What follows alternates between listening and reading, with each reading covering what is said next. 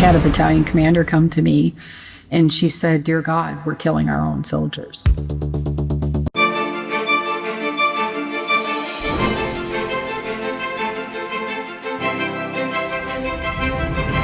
I had a battalion commander come to me and she said, "Dear God, we're killing our own soldiers."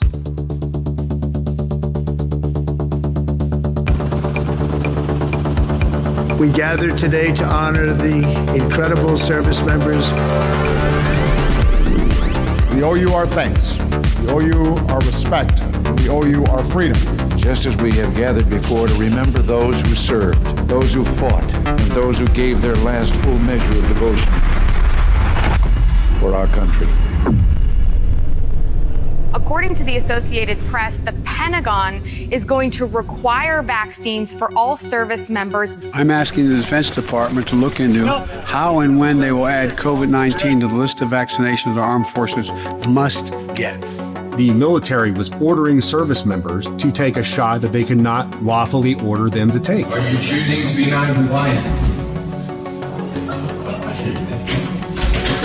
Get on the floor! Get on the floor! Leaders did everything legal or illegal within their power to coerce and influence their service members to get the shot. I'll never forget, I received a phone call from a mother whose son was a Marine at 29 Palms, and she told me her son and 9 other Marines were being held in confinement in the brig until they got vaccinated. If you don't do what they tell you to do, they will ostracize you. They will destroy your life. Stop resisting or you will get tased! They threatened me with Leavenworth imprisonment. They banned me from all Army Public Health Center facilities for 413 days. I counted over 140 days where I was put into isolation. Once it becomes normalized in the military, it often very quickly finds its way into the civilian population, as we saw with the COVID mandate. The effects extend well beyond just those in uniform, and the impact is really on the entire nation. 8,000 well-trained men and women were fired. I lost my income. I lost my ability to feed my family. I mean, I'm being told you're getting dishonorably discharged. And if you get dishonorable, you lose everything. You can't get certain jobs as a civilian. It follows you for life. You cannot mandate an experimental medical product. You cannot mandate that on military members.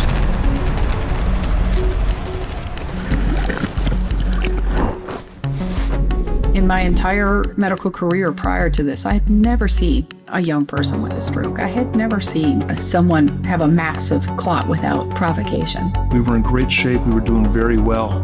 But then as soon after the vax is when my health went downhill. When people celebrate all the freedoms that the military gets to grant this country, when the military's freedoms and really the country's freedoms are actually being taken away.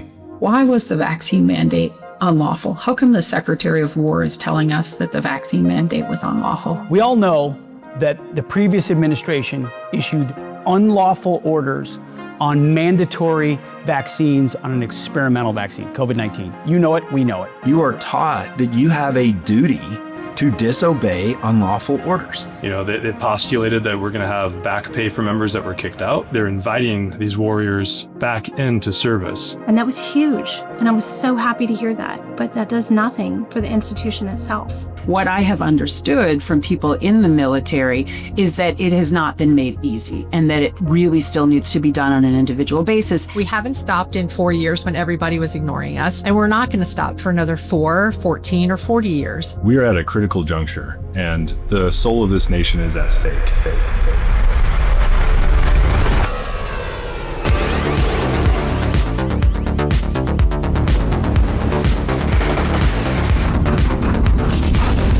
When we talk about orders that are unlawful, now there is a duty to disobey.